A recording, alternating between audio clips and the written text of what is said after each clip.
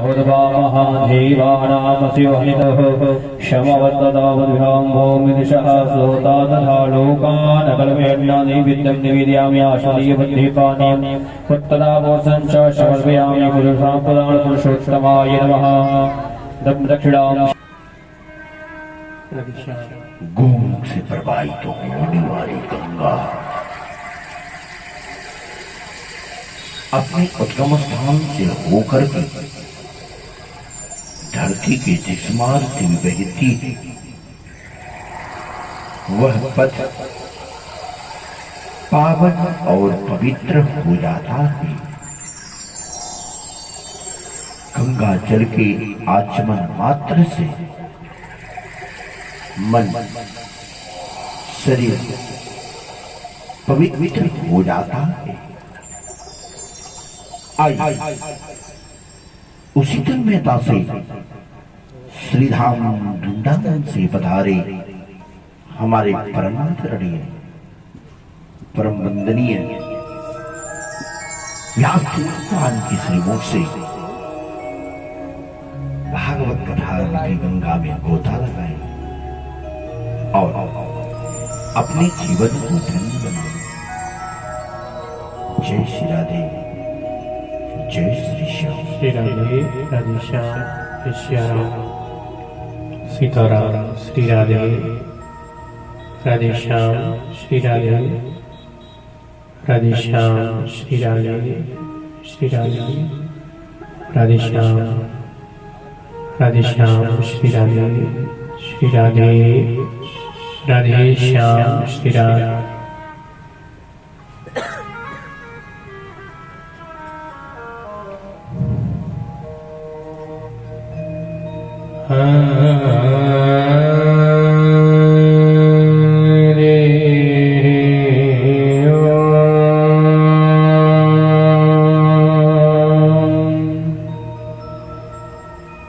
श्री गणेशाय नमः। श्री गुरु चरण कमलेभ्यो नमः। श्रीमते रामानुजाय नमः। शान्ताकारं भुजगशयनं पद्मनाभं सुरेशं विश्वाधारं गगनसदृशं मेघवर्णं शुभांगं लक्ष्मीकान्तं कमलनयनं योगिभिर्ध्यानगम्यं वन्दे विष्णुं भवभयहरं सर्वलोकैकनाथं नारायणं नमस्कृत्य नरं चैव नरोत्तमं देवीं सरस्वतीं व्यासं ततो जयमुदीरये।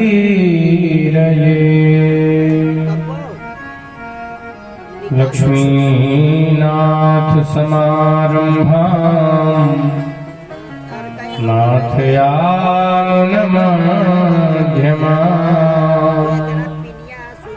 अस्मदाचार्यपर्यन्तां वन्दे गुरुपरम्पराम्।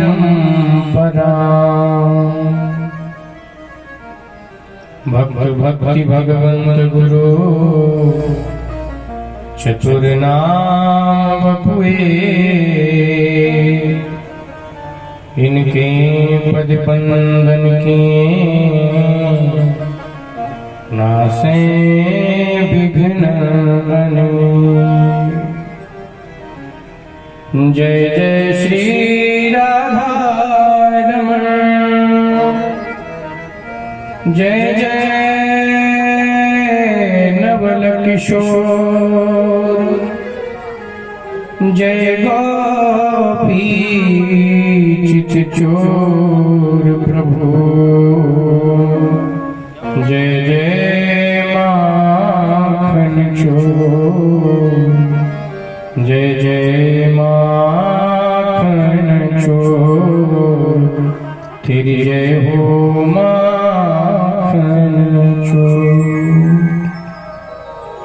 बोले वृंदावन बिहारी लाल की जय हो। श्री सद्गुरुदेव भगवान की जय हो।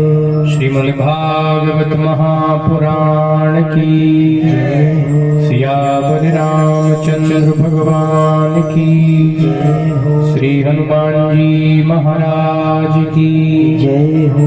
श्री काशी विश्वनाथ भगवान की जय हो। सब संतन की सब भक्तन की श्री वृंदावन धाम की श्री राज भगवान की श्री जमुना महारानी की जय जय श्री राधे जय जय श्री राधे जय जय श्री राधे श्याम। परमाध्यक्ष निखिल जगत नियामक भगवान श्री जगन्नाथ जी महाराज की परम कृपा के फलस्वरूप भगवान की वांगमयी मूर्ति स्वरूप श्रीमद् भागवत महापुराण ज्ञान के सप्ताह में विराजमान कथा के जजमान श्रीमान जिनका स्वभाव और स्वरूप दोनों एक संत के ही जैसा है, ऐसे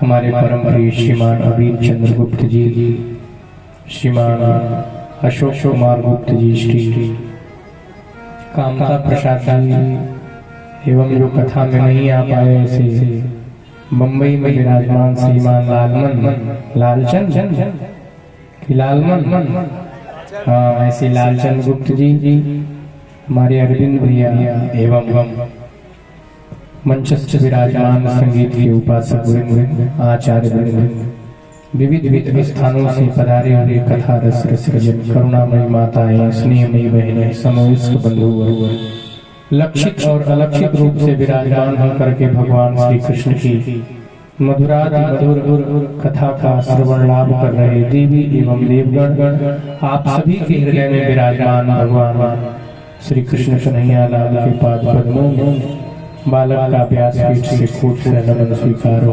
आइए हम लोग आज भगवान गोवर्धन नाथ के पूजन की ओर चलेंगे और कितना बढ़िया संयोग है कि आज की कथा भी गिरिराज धरण भगवान के पूजन के साथ संपन्न हो गई और आज गोवर्धन पूजन है भाई। बोलो राधे राधे।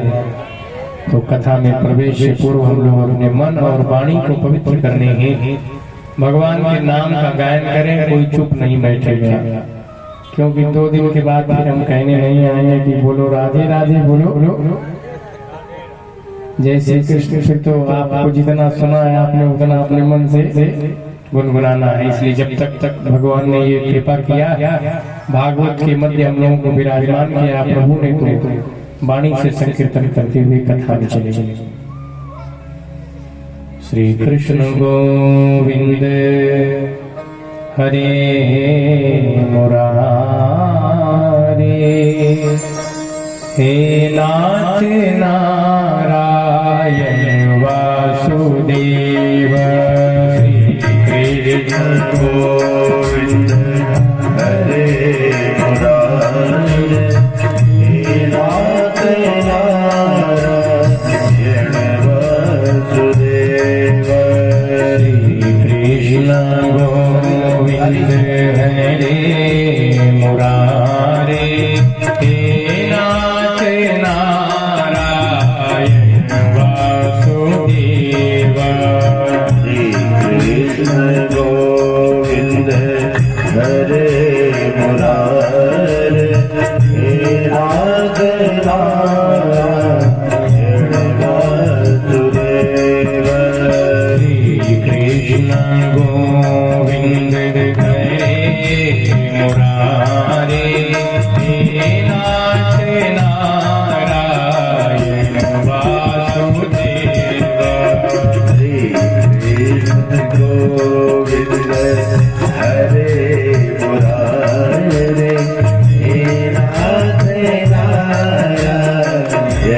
वासुदेव हे नाथ नारायण वासुदेव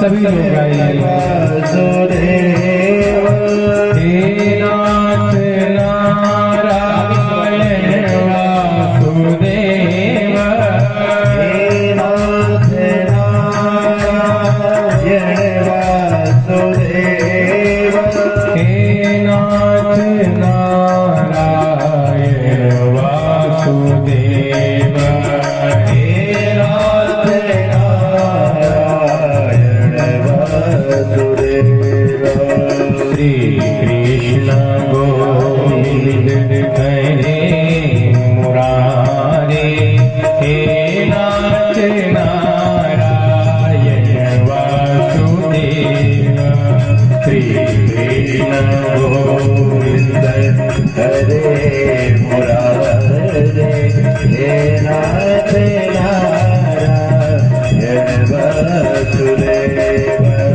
श्री कृष्ण गोविंद हरे मुरारे हे नाथ नारायण वासुदेव श्री कृष्ण गोविंद हरे मुरारे हे नाथ नारायण वासुदेव हरे राम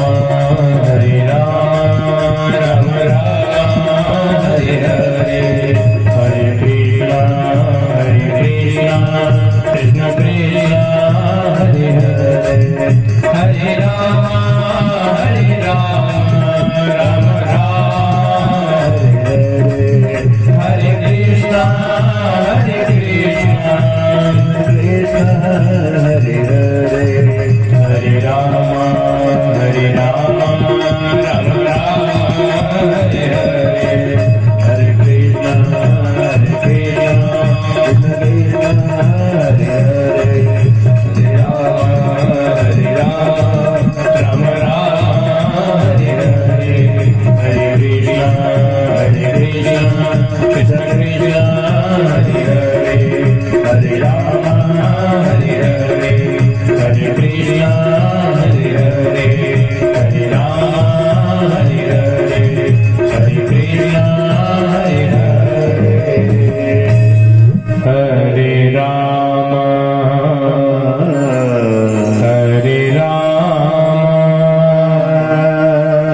राम राम हरे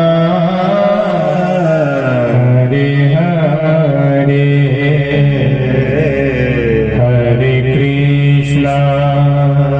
हरे कृष्ण कृष्ण कृष्ण हरे हरे बोले राम कृष्ण भगवान की भक्तवत्सल भगवान की श्री द्वारिकानाथ की नमः पार्वती पतये हर हर महादेव कथितो वैश विस्तारो भवता सोमसूर्ययो राज्ञां चोभयवैश्यानां चरितं परमाद्भुतम् यदोश्च धर्मशीलस्य नितरां मुनिसत्तमा तत्रांशेनावतीर्णस्य विष्णो वीर्याणि शंसनः। कल के पावन प्रसंग में हम लोगों ने श्रवण किया किस प्रकार से भगवान श्री कृष्ण अपनी लीला को संपादित करते हुए जन्म लेकर के गोकुल पधारे। लेकिन क्यों पधारे? जब राजा परीक्षित को भगवान सुखदेव जी कथा सुनाते हुए जब सूर्य वंश का वर्णन किए तो राम कथा को एक ही श्लोक में उन्होंने गा दिया, और जब यदुवंश का वर्णन करने के लिए चले तो जैसे राम कथा को एक श्लोक में गा दिया था, वैसे ही कृष्ण कथा को भी 2 श्लोकों में गा करके चटपट कर गए। बोली कृष्ण कन्हैया लाल की। परीक्षित जी ने कहा गुरुजी हाँ, बोले आपने राम कथा को संक्षिप्त कर दिया, ठीक है, लेकिन कृष्ण चरित्र को संक्षेप मत करिए, विस्तार से हमको बताइए कि भगवान यदुवंश में किस हेतु से अवतीर्ण हुए थे, क्या कारण, और ये भी बताइए। हमने सुना है कि बलराम जी को लोग रोहिणी का भी बेटा कहते हैं और देवती का भी बेटा कहते हैं, तो एक ही पुत्र 2 माता के गर्भ में रह सकता है? एक बेटा 2 माँ के गर्भ में थोड़े रहेगा, वो तो एक ही गर्भ में रहेगा। और हमने सुना है कि बलराम जी महाराज देवकी के भी बेटा कहे जाते हैं और रोहिणी के भी बेटा कहे जाते हैं, तो आखिर बलराम जी 2 माताओं के पुत्र क्यों कहे गए? श्री परीक्षित जी ने कहा कि आप मेरे भूख प्यास की चिंता मत करिए। क्यों? क्योंकि इसी भूख प्यास के कारण आज हमारे साथ ऐसी दशा उपस्थित हो गई। न तो हमको प्यास लगी होती और ना ही तो मैं ऋषि का अपराध अपमान किया होता और ना ही तुमको श्राप लगा होता। हमको भूख प्यास नहीं लगी, आप तो भगवान के चरित्रों को गाते जाएंगे। क्यों नहीं भूख लगी? क्योंकि आपके मुंह से जो भगवान की कथा हम सुन रहे हैं, एक एक अक्षर में अमृत का स्वाद हमको मिल रहा है, इसलिए हमको भूख प्यास नहीं सताती। श्री सुखदेव जी कहते हैं कि ये राजा परीक्षित, धन्य हो तुम कि तुम्हारी बुद्धि भगवान में इतनी अधिक मात्रा में लगी हुई है। जो अनेक जन्मों के संस्कार के कारण मन क्या क्या सोचता है, क्या क्या करता है, लेकिन धन्य है आप राजन की आपका मन भगवान के लिए इतना उत्सुक। तो ये तो आप बता सकते हैं कि आपका कृष्ण से इतना प्रेम कहाँ से हो गया? बोले कि गुरुदेव, ये जो शरीर आप देख रहे हैं, ये भगवान कृष्ण की ही कृपा है कि मैं आपके सामने बैठा हूँ।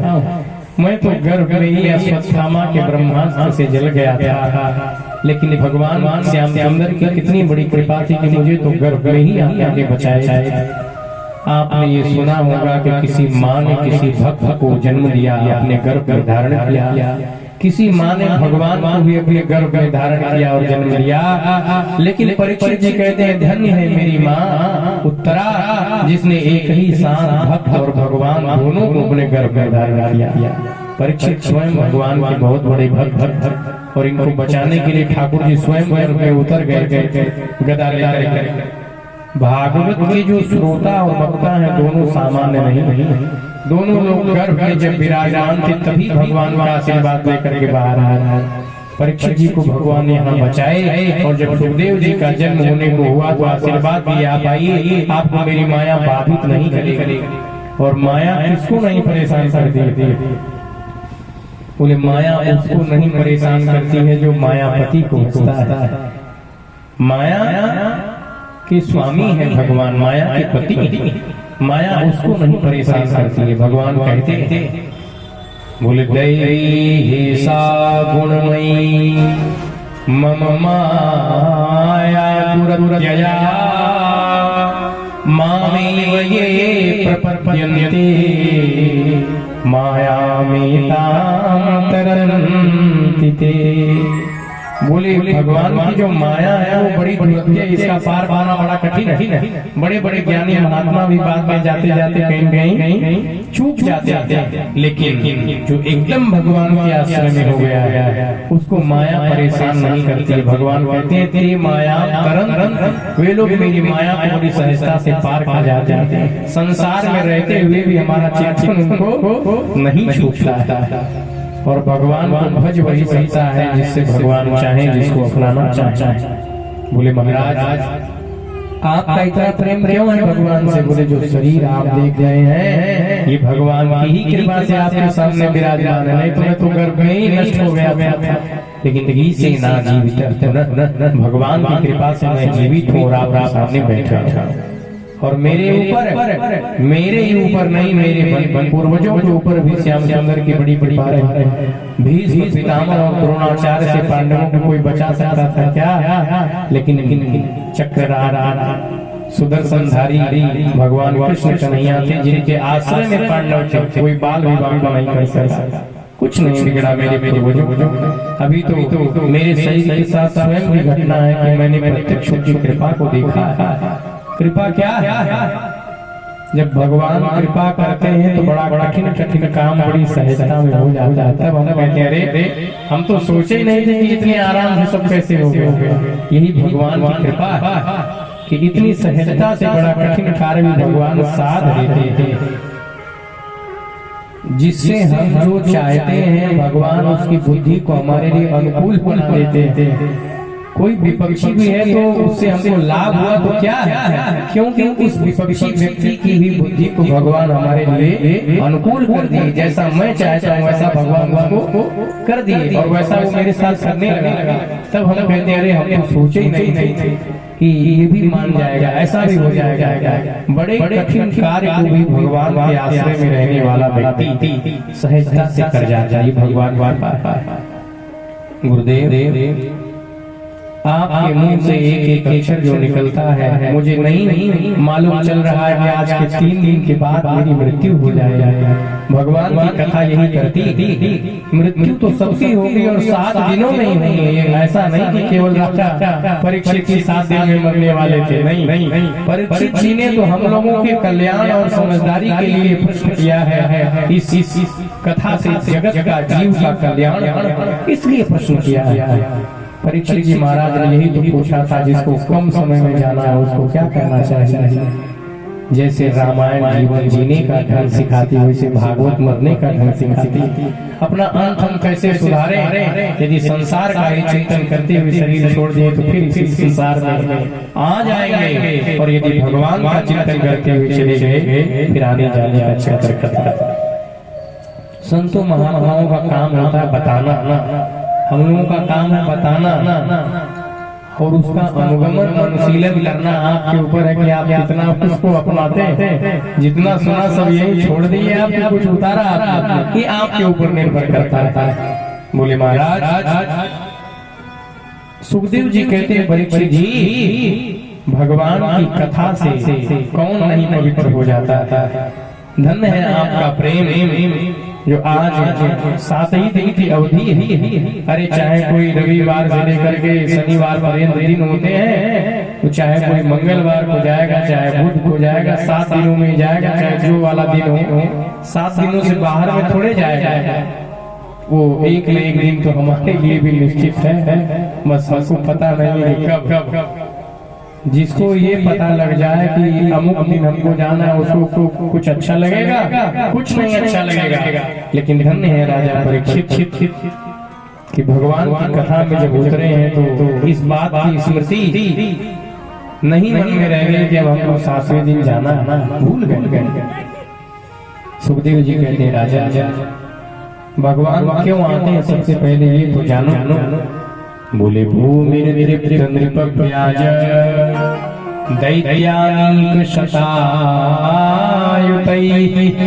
आक्रांता भूरि भारेण ब्रह्माणं शरणं ययौ। जब पृथ्वी दुष्टों के आक्रमण से दुखी हो जाती है तो गाय का रूप बना करके भगवान गोविंद की शरण में जाती है। बोले गौर भूत्वा सुमुखी खिन्ना क्रंदन्ति करुणं विभो। हे राजा परीक्षित, पृथ्वी पर जब अपराध बहुत बढ़ जाता है, नहीं सहन कर पाती, तो गौ का रूप धारण करके भगवान की शरण में जाती है। बोले अतिशय देखी धर्म के ग्लानि, अतिशय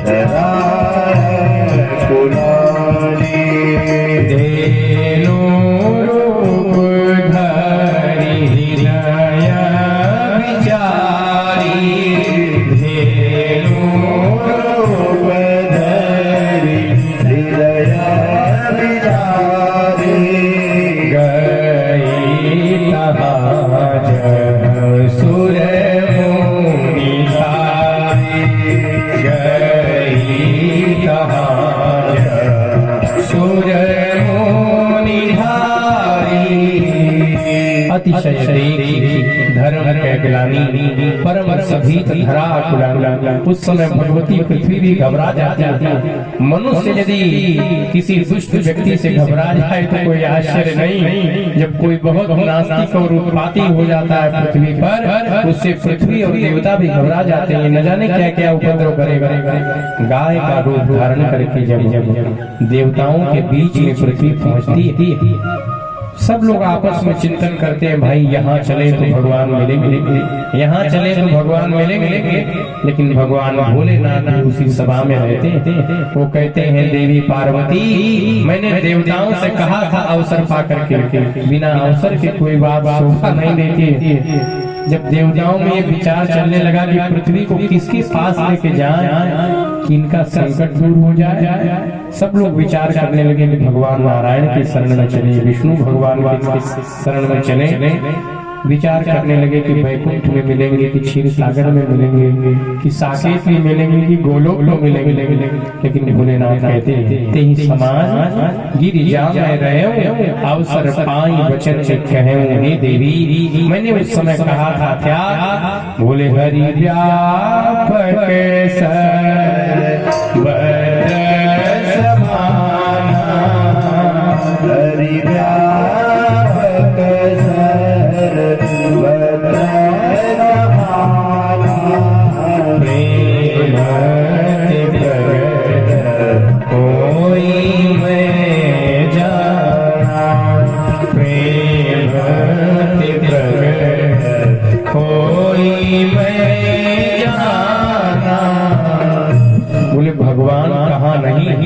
कोई भी ऐसा पदार्थ स्थान नहीं है जहाँ भगवान हो, सब जगह है। जब आदमी सही काम करता है तब तो उसको कुछ दिखाई नहीं देता, और जब बुरा काम करता है तब तो एकदम अंधा ही हो जाता है। जब बुरा काम करता है तब भी भगवान देख रहे हैं, और अच्छा काम करता है तब भी देख रहे हैं। उनसे कुछ छिपा नहीं है। प्रकृति में कुछ चीजें ऐसी हैं जो इसीलिए नियुक्त की गई कि क्या क्या कर रहा है। यदि ये बात में झूठ बोलने लगे तो साफ साफ बता देना इसने किया क्या। कोई वहाँ झूठ नहीं बोल सकता है, हमसे आपसे झूठ बोल सकता है, लेकिन वहाँ झूठ बोलेगा तो जो दिन के अभिमानी देवता सूर्य है वो तुरंत आके कहेंगे क्यों झूठ बोलता है। उस समय दिन का समय था और मैं देख रहा था कि तू क्या कह रहा है। रात्रि में चंद्रमा गवाही करते हैं, कानों से जो चुगली निंदा सुना, इस कानों पर श्रवण और श्रवणी नाम के देवता बैठे रहते हैं। गरुड़ पुराण का भी सुनने को मिला होगा, तो ये सब बातें सुने होंगे यार। ये बताते हैं जिसने ये सुना ये किया। ऐसा नहीं है कि हमारा जो अच्छा बुरा किया गया है मनुष्य से व्यक्ति छिपा सकता है, भगवान से नहीं छिपा सकता। इसलिए जीवन को बड़े सावधानी पूर्वक जी, कोई अपराध न हो जाए, किसी का अपमान न हो जाए। जब प्रार्थना किया देवताओं ने, शंकर जी ने कहा सब जगह भगवान है, यहीं से प्रणाम करें प्रभु को तो उत्तर मिल जाएगा। और पुरुष सूक्त का वेद मंत्र का आश्रय लिया। पुरुष सूक्त का जब देवताओं ने मिलकर एक साथ गायन किया, सहस्र शिरेखा पुरुष सहस्राक्ष सहस्रपाद सभू में गुम सर्वत स्मृतवात तिष्ठत दशांगुलम। मंत्र पूरा हुआ। ब्रह्मा जी के कान में भगवान कहने लगे, ब्रह्मा जी कह दीजिए देवताओं से कि बहुत समय में मैं इनके संकट को हरने के लिए आऊंगा। पृथ्वी देवी को आश्वस्त कर दीजिए, आप अब ज्यादा समय नहीं, अब तुम बहुत शीघ्र स्वस्थ हो जाओगे। ब्रह्मा जी ने कहा देवताओं हमारी बात भगवान से हो गई। क्या बताया उन्होंने? बोले उन्होंने कहा है कि जितने देवता हैं सब चल करके यदुवंश में अवतार धारण करें, और मैं उसी यदुवंश में देवकी का 8वां लाल बन करके आऊंगा। जो गोप और गोपी है ये कोई सामान्य लोग नहीं है कि बड़े बड़े देवी देवता सब मथुरा में आए हैं भगवान की सेवा करने के लिए। रामावतार में जो बानर भालू थे वो देखने में केवल बानर भालू थे, लेकिन वाल्मीकि रामायण में साफ साफ है वो बानर भालू बड़े बड़े देवता थे।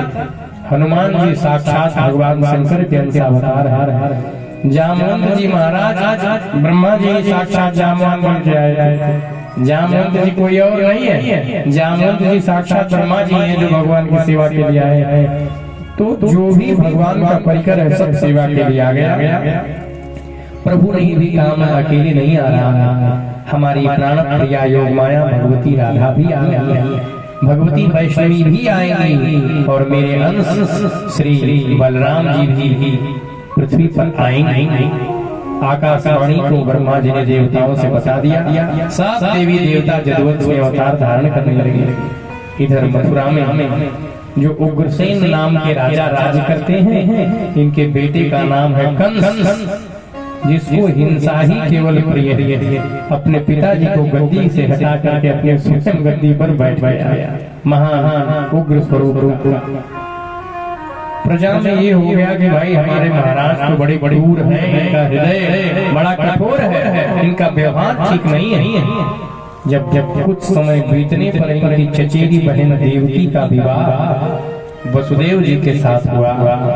कंस ने विचार किया, हमारी प्रजा हमको बड़ा क्रूर समझती है, तो क्यों ना आज अपने बहन की पालकी हम स्वयं अपने कंधे पर लेके चले, ताकि लोग देखें कि देखो हम तो जितना कठोर अपने महाराज को समझते हैं उतने कठोर हैं नहीं, अपने बहन की पालकी स्वयं कंधे पर लेके जा रहे हैं। बोले ऐसा ही किया कंस ने। प्रजा ने कहा कि देखो हम तो समझते थे बड़े क्रूर हैं, लेकिन कितना इनके हृदय में प्रेम है, अपनी बहन की पालकी स्वयं कंधे पर लेके जा रहे हैं। कुछ ही दूर चला देवता लोग घबरा गए। क्यों?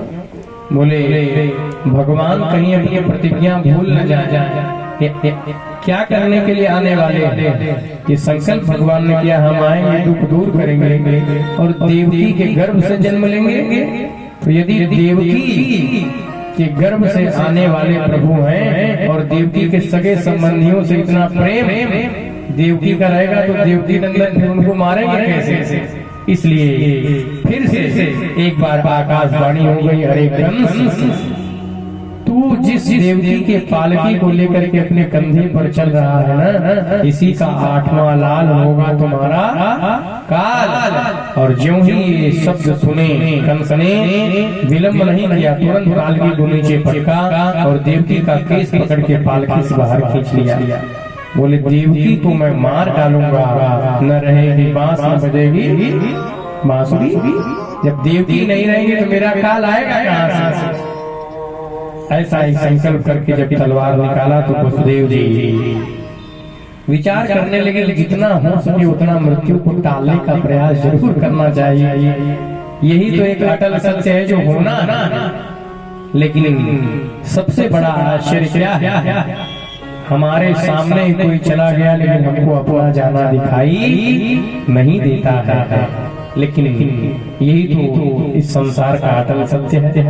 वसुदेव जी ने कंस से कहा, महाराज मृत्यु चाहे आज हो जाए चाहे 100 वर्षों के बाद होनी तो है, ये तो पक्की बात है। ठीक, लेकिन जिस देवकी को आप मारने जा रहे हैं आपकी बहन है, एक बात। दूसरी बात की अभी ये नव विवाहिता है, इसका अभी जल्द ही विवाह संपन्न हुआ है, तो आपको इसका वध नहीं करना चाहिए। प्रजा आपको फिर क्या कहेगी? अभी तक तो आप स्नेह दिखा रहे थे, आपको वध नहीं करना चाहिए देवकी का। और रही बात हमारे पुत्र से भय की, तो मैं वसुदेव आपको वचन देता हूँ, मेरे जितने बेटा होंगे सब मैं ले आकर के आपके हाथों में दे दूंगा। ये विचार किया कि 8वें संतान से इसको भय है, तो पता नहीं ये हमारी संतान को मारेगा कि हमारी संतान ही इसको मार देगी। ये तो भविष्य के गर्भ में है, भविष्य कौन जानता है। कंस को लगा कि वसुदेव जी झूठ नहीं बोलते हैं, सत्यवादी। छोड़ दिया। समय बीतने पर प्रथम पुत्र हुआ जिसका नाम था कीर्तिमान। प्रथम पुत्र जब जन्म लिया वसुदेव जी, हर्ष भी है और विषाद भी है। क्यों? किसी के घर में पुत्र के रूप में यदि कोई आ जाए घर में संतान, कितनी प्रसन्नता हो जाती है। यहाँ वसुदेव जी के प्रथम गर्भ के रूप में बेटा हुआ, लेकिन दुख इस बात का है कि मैंने वचन दिया है कंस कि जितने संतानें होंगी सब ले आकर के दे दूंगा।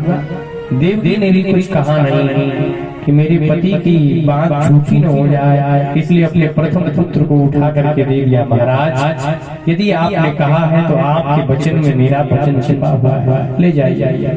और कंस के पास जब वसुदेव जी प्रथम बालक को लेकर के आए, लो महाराज मैंने जैसा कहा था वैसा ही किया, लेकिन कंस विचार करने लगा कि मुझको तो भय 8वें गर्भ से है, फिर मैं इसको क्यों मारूं।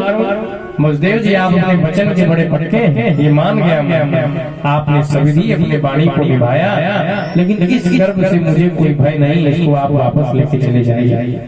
वसुदेव जी सोचने लगे कि दुष्ट का चित्त और कृपण का वित्त ये जाना नहीं जाता है, दुष्ट व्यक्ति कब कैसा संकल्प कर देगा ये नहीं जाना जा सकता, और कृपण यानी कंजूस व्यक्ति का धन कितने में है कैसे है इस बात का पता लगाना बड़ा कठिन है। दुष्टस्य चित्तम कृपणस्य चित्तम मनोरथो दुर्जनमानपानाम, दुष्ट लोगों का मनोरथ और स्त्रियः चरित्रम पुरुषस्य भाग्यम दैवो न जानाति कुतो मनुष्य, इसको तो दैव ही नहीं जानता है तो मनुष्य कहाँ से जान पाएगा। बोले ज्यों ही वापस लेके वसुदेव जी हुए, तुरंत देवर्षि नारद जी एक कमल का फूल लेकर के आए, नारायण नारायण करते, गुरु जी प्रणाम, जय हो, सब ठीक है। वसुदेव जी यहाँ कहाँ घूम रहे हैं? अरे बोले इन्होंने वचन दिया था मेरे जितने बेटे होंगे सब आपको ले आकर के समर्पित कर दूंगा, क्योंकि आकाशवाणी यही हुई थी कि देवकी के अष्टम गर्भ से जो बालक पैदा होगा वो हमको मारने वाला होगा। नारद जी ने कहा अच्छा ठीक है, थोड़ा ये कमल जो हम लेके आए हैं इसके पत्तों को तुम गिन सकते हो कितने पत्ते इसमें हैं? और जब पत्ते को गिनना प्रारंभ किया गया तो 8 पत्ते थे उसमें, गिना 1 से लेकर के 8 तक गिना, गुरुदेव 8 पत्ते हैं। श्री देवर्षि नारद जी ने कहा कि अब जिस पत्ती पर तुम पहली उंगली रखे थे उसको छोड़ करके फिर से गिनो दूसरी पत्ती से।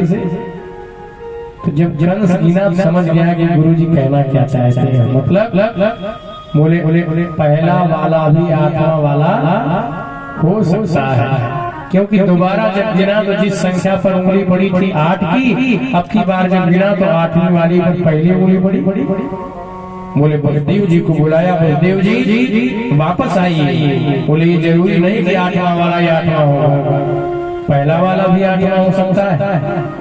देवर्षि नारद जी तो संकेत मात्र करके चलते बने, लेकिन इधर कंस बालक को वसुदेव जी की गोद से लेकर के मार दिया, वध कर दिया। इसी क्रम से देवकी के 6 पुत्रों का वध कंस कर दिया, और अब सप्तम गर्भ में भगवान के अंशावतार श्री दाऊ जी पधारे। बोलिए बलभद्र भगवान की। सप्तमो वैष्णवं धामा यमनंतम प्रचक्षते। शेष भगवान साक्षात सेवक सत्यों करने, लेकिन भगवान ने आदेश दिया अपनी योग माया को देवी। इस समय जो देवकी के गर्भ में बालक पल रहा है वो मेरा अंशावतार है। इस बालक को गर्भ से खींच करके ले जाकर के रोहिणी के गर्भ में रख दीजिए आप, और आप यशोदा के घर में जाकर के उत्पन्न होना। मैं यहाँ अष्टम गर्भ से उत्पन्न होकर के गोकुल आऊंगा, मुझे मेरे पिताजी वहाँ रखेंगे और आपको लेकर के पुनः वापस चले आएंगे। यदि आप मेरी बात मानेंगी तो कलयुग में कुमुदा, चंडिका, वैष्णवी, विंध्यवासिनी के नाम से आपकी खूब लोग पूजा करेंगे, क्योंकि ये कोई और नहीं साक्षात विंध्यवासिनी माता को आदेश कर रहे हैं प्रभु। अच्छा, योग माया ने अपने योग के प्रभाव से देवकी के सप्तम गर्भ के रूप में जो बालक थे बलराम जी, उनको खींच करके रोहिणी के गर्भ में ले जाकर के रख दिया। और अब अष्टम गर्भ में साक्षात श्री हरि नारायण ही देवदेव के पधारे, क्योंकि कंस ने इनको बंदी बना लिया है। प्रतीक्षा करता रहूंगा, जो ही 8वां बेटा होगा फिर मार डालूंगा। 6 को तो मैंने मार दिया, मुझे उनसे कोई भय नहीं था, अभी तो मैंने स्वयं उनको मारा, इसलिए उनसे मुझे कोई भय नहीं। और सप्तम गर्भ जब प्राप्त नहीं हुआ तो कंस के सेवकों ने समझा, लगता है देवकी का जो 7वां वाला लाल था वो नष्ट हो गया।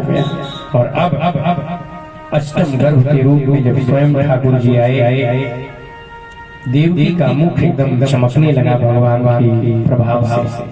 कंस को लगने लगा कि लगता है मेरा काल आ गया है, यही मेरे प्राण लेगा जो गर्भ में है। बोले आहै समय प्राण हरो हरि गुहा ध्रुवम श्रितोयन पुरेयमीदृशी। मार डालूं, लगता है मेरा काल देवकी के गर्भ में आ गया है, लेकिन नहीं, यदि अपनी बहन को इस अवस्था में मारूंगा तो फिर मेरी प्रजा मुझे गालियां देगी, क्या कहेगी। संकल्प बदल जाता है। और क्यों नहीं ऐसा हो, जब भगवान ही सामने विराजमान हो तो दुष्ट से दुष्ट व्यक्ति की बुद्धि शुद्ध हो ही जाती है। भगवान का वचन है, बोले तब तक पाप रहते हैं जब तक जीव हमारे सामने नहीं आया। बोले सनमुख होई जीव मोहि जगहि, सनमुख होई जीव मोहि जगहि, सनमुख होई जीव मोहि जगहि, सनमुख होई जीव मोहि जगहि।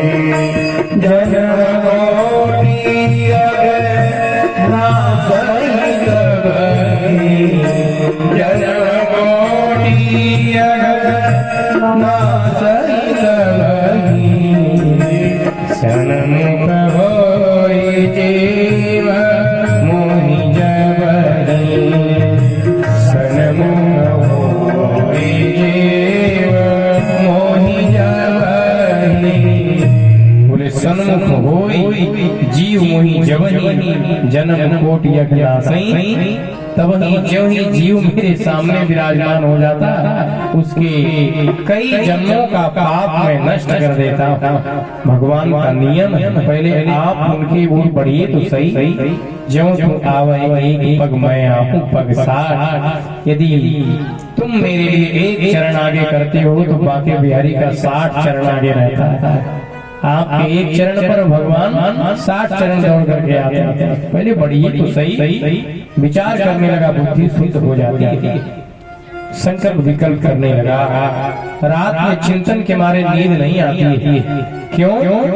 क्योंकि जब से देवर्षि नारद बता के चले गए, जब से आकाशवाणी हो गई, तब से तो हर काली वस्तु में श्री कृष्ण दिखाई देने लगे थे। संतों ने कहा यदि दाल में छौंका हुआ जीरा भी दिख जाता है तो जीरा पहले भूरा रंग का होता है, लेकिन दाल में जब तड़का लगता है तो भूरे से काला हो जाता है। तो दाल में जीरा भी दिखता है तो दाल उठा के फेंक देता है, लो कृष्ण आ गया मेरे सामने। हर काली वस्तु में कन्हैया दिखाई देने लगी। ऐसी भक्ति कहाँ होगी? सोते समय, जगते समय, बैठते समय, हर समय प्रत्येक कृष्ण वर्ण की वस्तु में कृष्ण दिखाई देने लगे।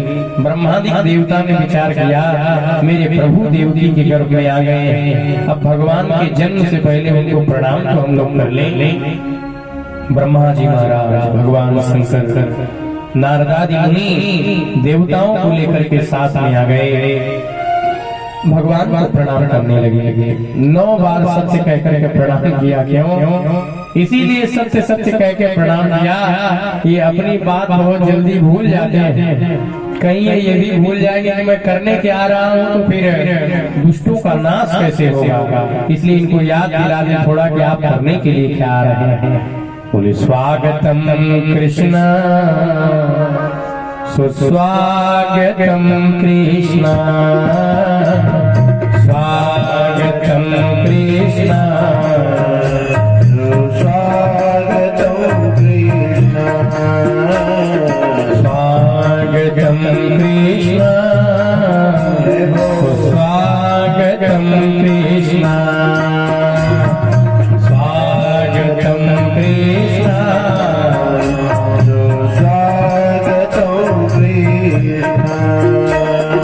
स्वागतम सुस्वागतम शरणागतम कृष्ण,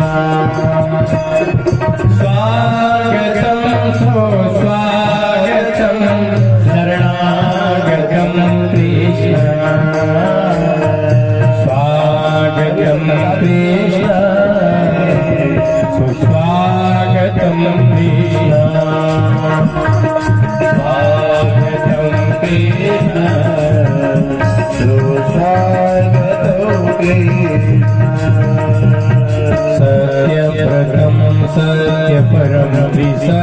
हिरण्यं सत्यस्य योनिं निहितं च सत्ये सत्यस्य सत्य मृत सत्यनेत्रं सत्यात्मकं त्वां शरणं प्रपन्ना स्वागतं कृष्ण शरणागतं कृष्ण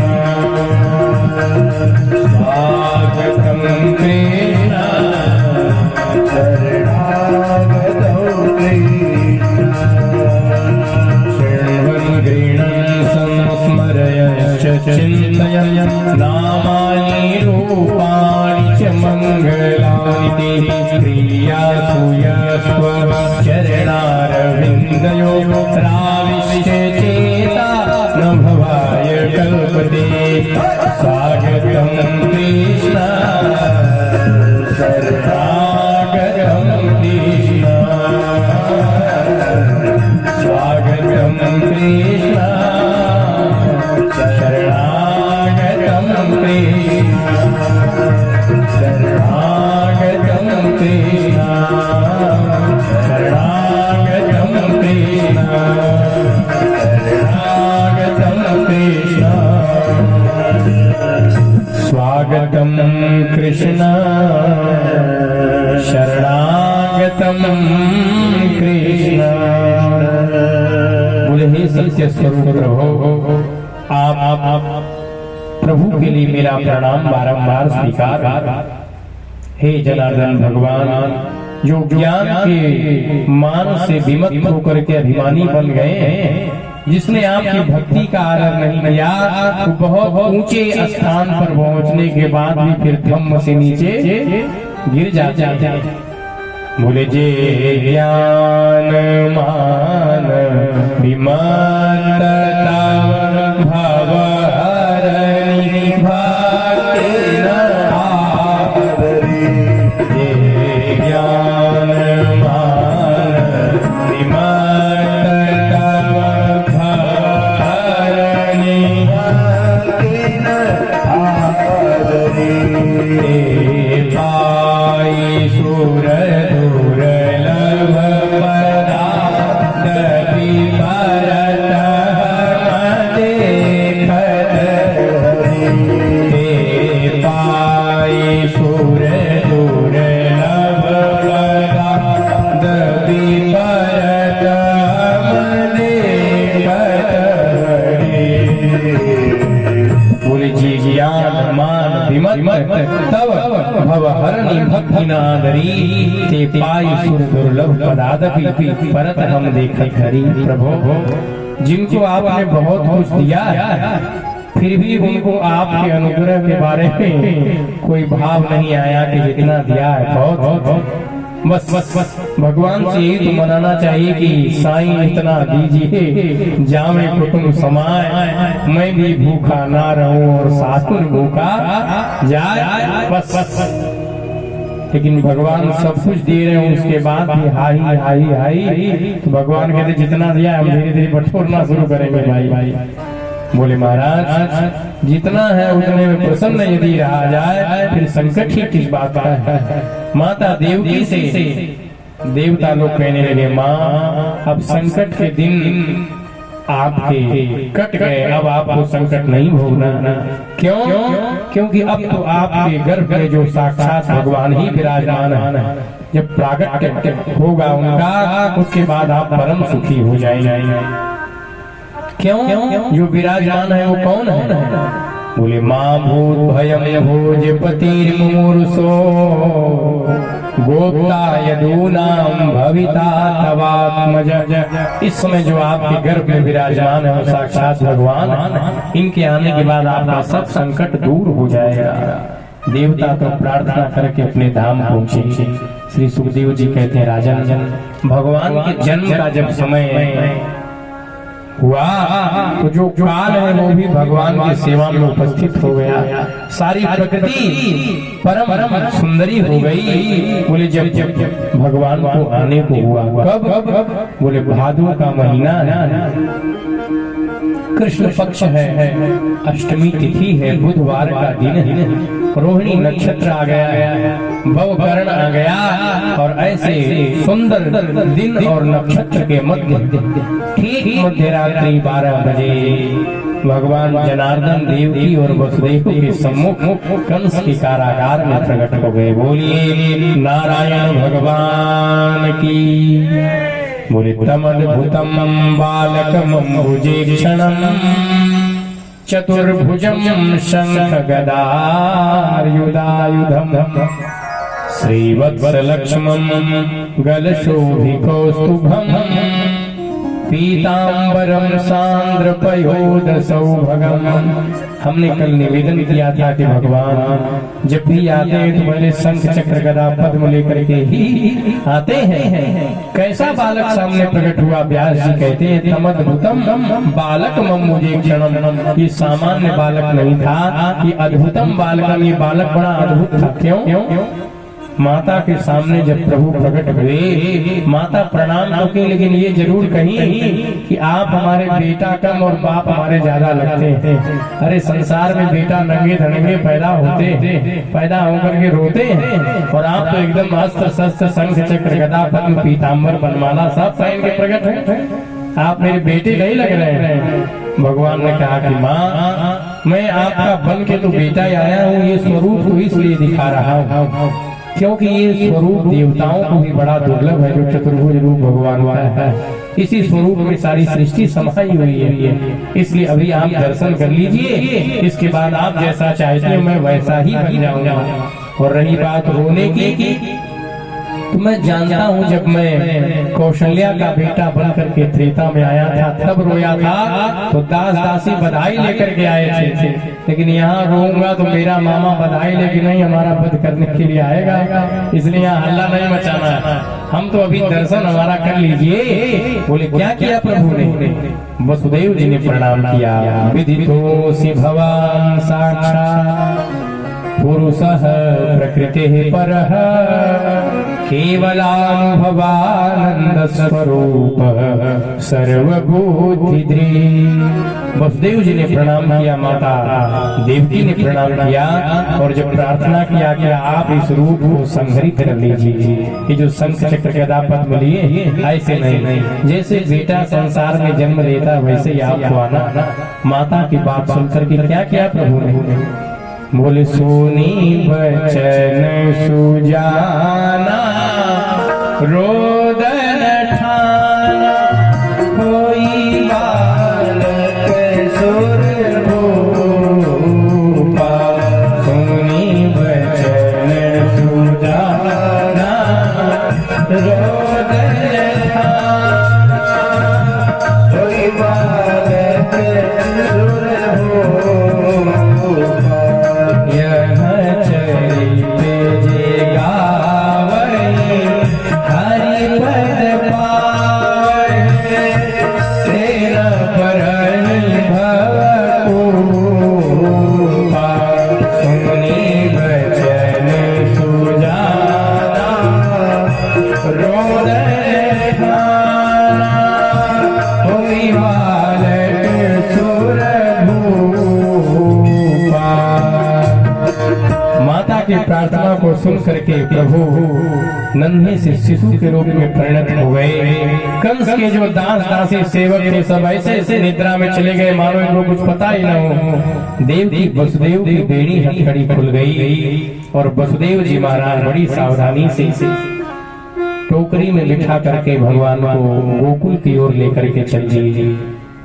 क्योंकि भगवान ने कहा था आपको यदि ये भय है कि हमको भी कंस मार डालेगा तो आप हमको अभी दर्शन के बाद मुझे गोकुल पहुंचा दीजिएगा।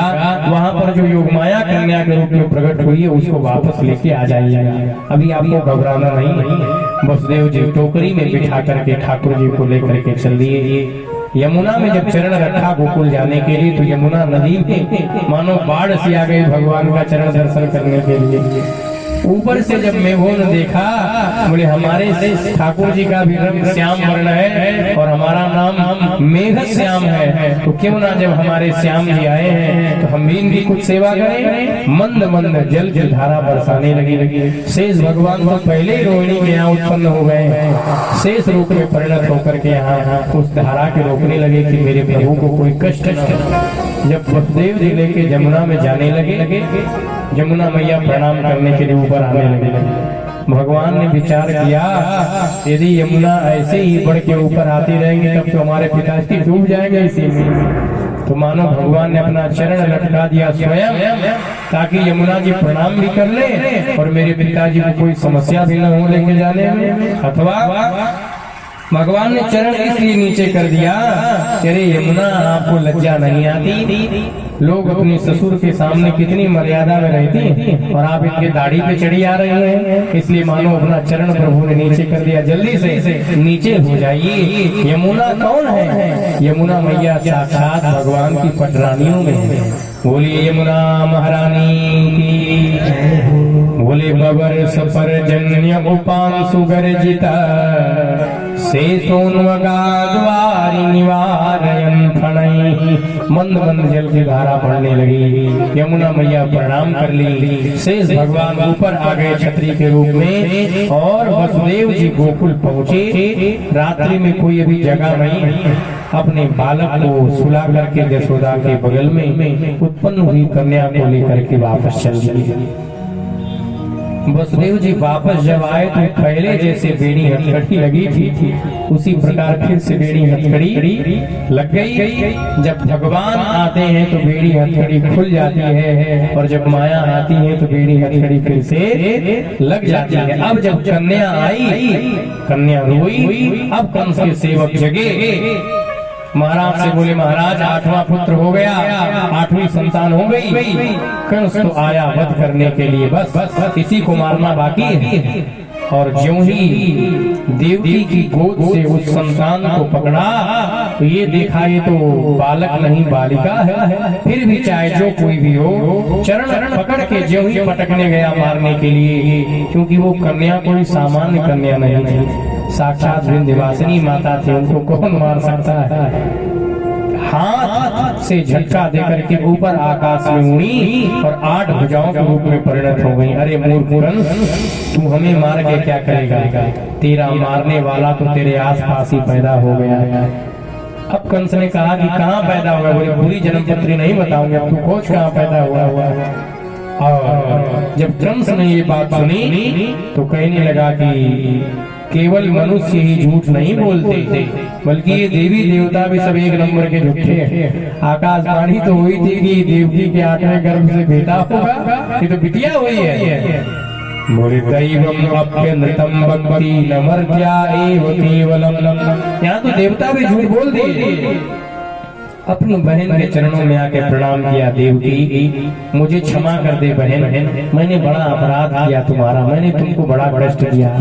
ये देवता भी सब झूठ बोलते हैं, मुझे क्या पता था ये तो अष्टम गर्भ से बेटा नहीं बेटी ने जन्म लिया। मुझे क्षमा कर दे बहन, मैंने बड़ा अपराध किया। लेकिन अपराध करने के बाद क्षमा मांगा तो क्या मांगा? ऐसी स्थिति क्यों बनावे कि अपराध करें?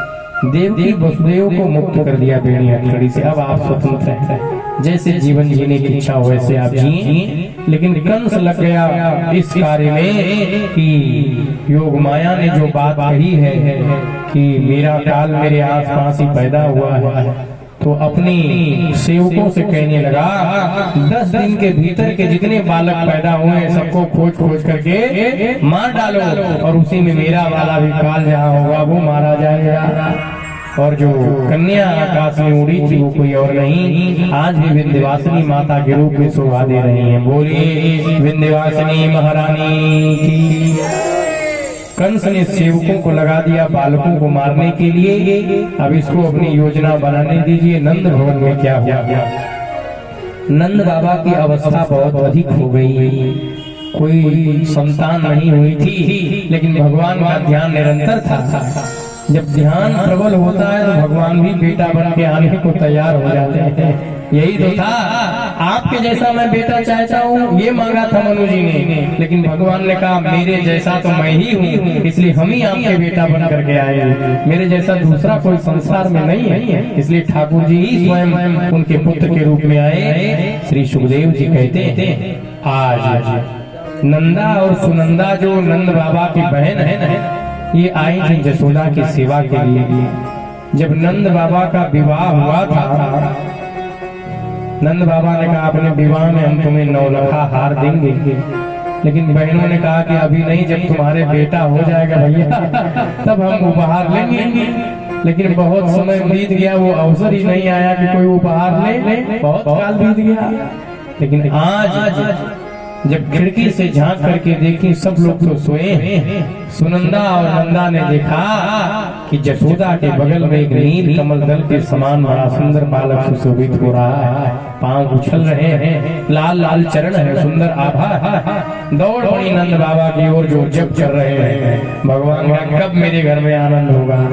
बोले भैया परम आनंद हो गया, क्या बात है। बोले लगता है कि अब हमको 9 लखा हार मिल जाएगा। समझ गए नंद बाबा, लगता है कुछ विशेष हुआ, क्या हुआ। बहनों ने कहा आपके लाला हुआ है। बोलिए नंदलाल भगवान की। परम आनंद हो गया, जमुना में डुबकी लगाए, स्नान किया, पगड़ी पहनी, बगलबंदी पहनी, ब्राह्मणों को प्रणाम किया, चल पड़े। बोले नंद स्वात्मज उत्पन्ने जाकाला दो महामना आहूय विप्रान वेद ज्ञान स्नातः सुचिरलंकृतः। स्नान करके ब्राह्मणों को बुला लिए, वेदज्ञ ब्राह्मणों को बुलाया, खूब उच्च स्वर से मंत्र ध्वनि करके ब्राह्मणों ने कन्हैया को आशीर्वाद दिया। सूद मागध बंदी जन वाद्य यंत्रों को बजा करके खूब बधाई गीत गाए, और जो गोपियां थी वो जसोदा के पुत्र के उत्पन्न होने की खुशी में अपने लहंगे सिलवा करके रखी थी। जब जसोदा के लाला होगा तभी ये लहंगे पहनूंगी। और आज जब कानों में खबर गई कि जसोदा के पुत्र हुआ, परम आनंद हो गया। सब सुंदर सुंदर बधाई की सामग्री लेकर के जसोदा की भवन की ओर जाने लगी। क्या स्वरूप है नंद भवन का। नंद भवन में उड़ रही धूल, धूल मोहे प्यारी लगे। नंद भवन में उड़ रही धूल, धूल मोहे प्यारी लगे। उड़ रही धूल, धूल मोहे प्यारी लगे। नंद भवन में उड़ रही धूल, धूल मोहे प्यारी लगे। प्यारी लगे, बड़ी प्यारी लगे, प्यारी लगे, बड़ी प्यारी लगे। ओ प्यारी लगे, बड़ी प्यारी लगे, प्यारी लगे, बड़ी प्यारी लगे। नंद भवन में उड़ रही धूल, धूल मोहे प्यारी लगे। नंद भवन में उड़ रही धूल। नंद के लाला की कन्हैया लाल की धूल बड़ी प्यारी लगे। जय हो राधे राधे बोल।